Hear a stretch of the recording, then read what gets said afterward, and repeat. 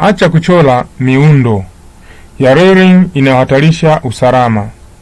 Chora kwa kuweka usalama mbele. Karibu sana kwa Mjenzi wa Nyumba TZ. Leo nakuletea elimu mahususi sana kuhusu usalama wa eneo za balcony zinazokuwepo sehemu tofauti tofauti katika nyumba ili kuweza kuondoa uhatari kwa watoto wadogo. Somo langu linasema hivi: acha kuchora miundo ya railing inayohatarisha usalama. Chora kwa kuweka usalama mbele. Katika ujenzi wa kisasa, muonekano ni muhimu, lakini usalama ni muhimu zaidi. Hitilafu moja ya muundo inaweza kubadilisha jengo nzuri kuwa eneo hatarishi. Natumia mfano mzuri wa hiyo picha hapo unavyoiona. Juu inaonyesha hizo railing zikiwa za ulalo na picha ya chini hapo nikiwa ni za wima, ambazo kabisa mfano hatarishi. Hiyo ya kwanza ya juu imeweka ulalo, kwa hiyo imesababisha mtoto kutumia kama ngazi kupanda juu. Kwa hiyo hilo kwenye swala la usalama haitakiwi. Railing za mlalo horizontal hizi zinaonekana za kisasa kwa watu wazima, lakini kwa watoto ni ngazi ya kupanda. Hii huongeza hatari ya kuanguka kwenye balcony, korido, maduka makubwa au sehemu za wazi juu ya majengo. Kwa hii ni hatari sana. Ndio inaleta mvuto kwenye muonekano wa watu, lakini usalama wake ni mdogo kwa sababu watumika kama ngazi katika sehemu tofauti tofauti. Hata kwenye madirisha tu watu hutumia hizo ili kuweza kupita kwa ajili ya kuiba.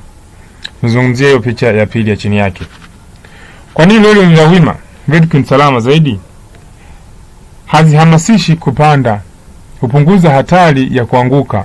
Zinakizi viwango vya usalama, bado zina muonekano mzuri. Kwa hizo za pili hapo chini ndio zenye muonekano wenye usalama mkubwa, kwa sababu hapo hazimruhusu mtoto kuweza kupanda. Kwa mtu mzima zote zinafaa, hazina tatizo, lakini kwa watoto ni tatizo, kwa sababu yeye kila kitu anahitaji kusimamia, na huwezi kumsimamia mtu, huwezi kumsimamia mtoto wakati wote.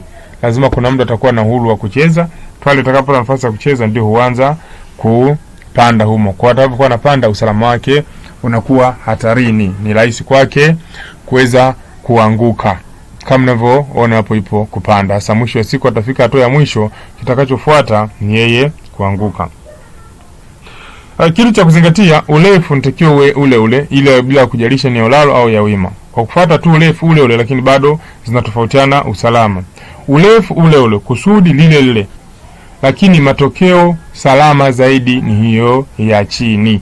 Na tunachoangalia usalama ni lazima uwepo wa muhimu na wa kuzingatia.